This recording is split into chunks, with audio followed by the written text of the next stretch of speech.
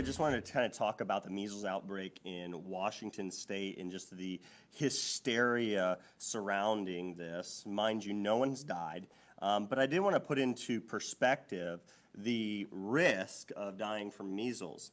Now, let's pretend we go back to 1960 to 1963 and really look at the 3 to 4 years prior to the administration of the MMR, or not the MMR at that time, it would be the measles vaccine. Let's think about this.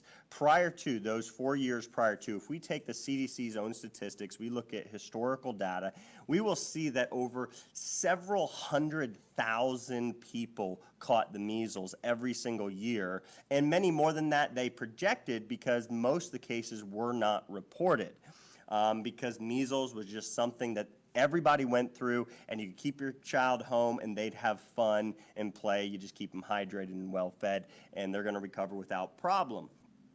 But there were children, there were individuals who were unhealthy enough for which measles would be the straw that breaks the camel's back. And take into consideration those 4 years, we looked at CDC's data, we can see that roughly, on average, 432 individuals or children would die per year as a result of measles, and I'm going to say this specifically, as a result of measles being the straw that broke the camel's back. Measles doesn't kill people unless there's major underlying factors or major nutritional deficiencies that would lead to the inability of the person's body and immune system to respond appropriately to the measles infection and fight it off efficiently.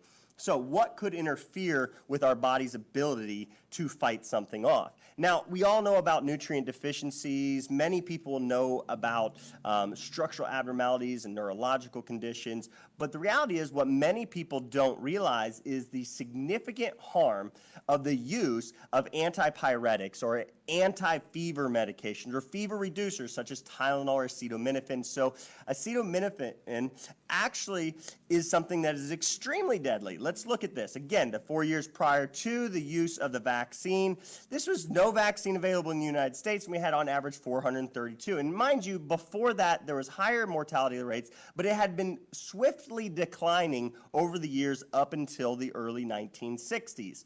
And then on average 432 over the 4 years prior to the vaccine, and it would have kept declining no matter whether we implemented a vaccine or not.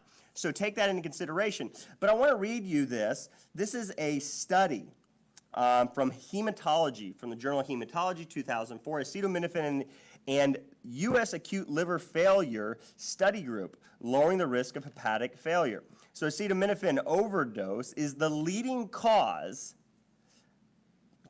for calls to poison control, over 100,000 per year, and accounts for more than 56,000 hospitalization or emergency room visits, 2,600 hospitalizations, and an estimated 458 deaths from acute liver failure each year. And that's from acute liver failure alone. It accounts for more deaths per year.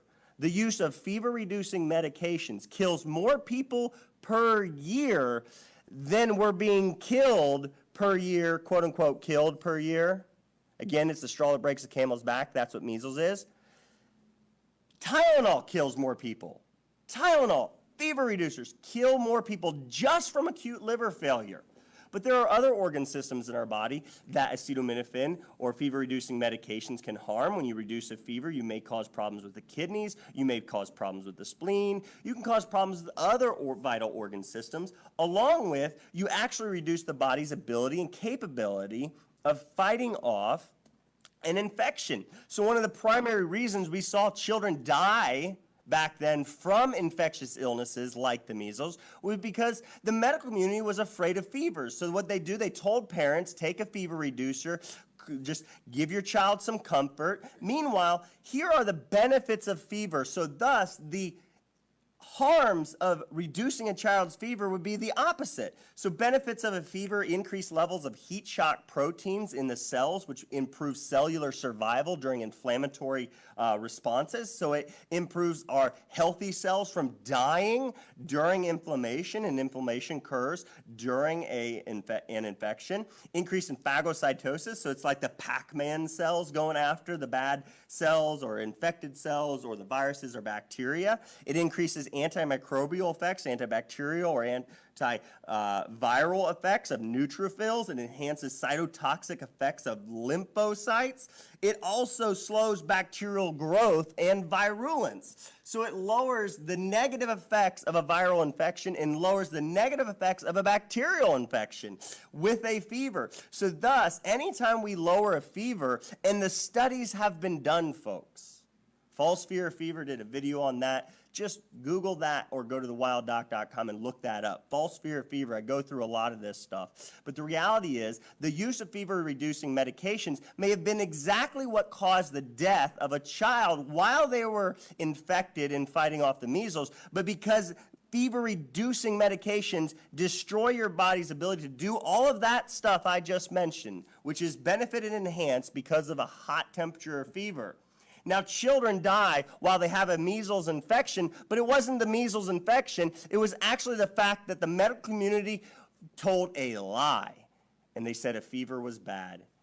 And the parents unknowingly administered a fever-reducing medication, thus weakening their body's capability of fighting off that infection, and thus the child perished. Now, what's the true cause of death there, folks? The true cause of death. And I've got to go because I've got an interview with News Channel 5 in Nashville. Make sure that they tell everybody the truth. All right, love you all. Bye.